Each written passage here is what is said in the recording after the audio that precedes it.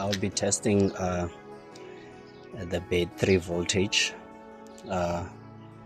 This is in the morning. The car hasn't been running for the whole night, so I haven't started it this morning. So before I start it, I just want to check and test the battery, the voltage.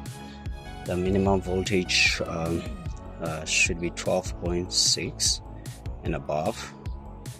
Anything less than that, it will raise eyebrows. I'll have to look for a new battery. But yeah, the first test I will do it when the car is not running, and then I will switch the engine on. When the engine is switched on, it should not be less than 10 volt, and then to see if the alternator does charge the battery, it should rise above 14 volts. Okay, let's start this test. I'll switch on my digital multimeter. There it is on, and then the probes.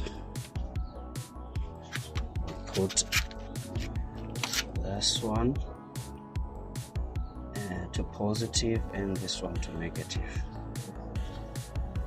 It's actually 13.3. That shows the good sign of the battery. Should be able to start the car with 13 volts. So let's get started. What I'll do now, I will start the car to see if it does charge the alternator and if it's not gonna drop less than 10.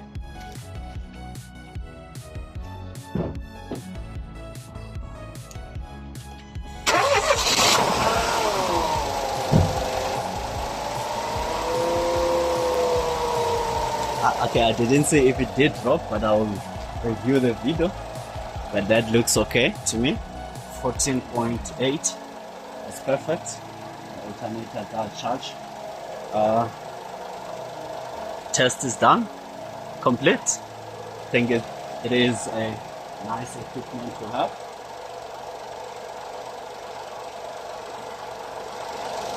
That's perfect. Okay, see you on the next video.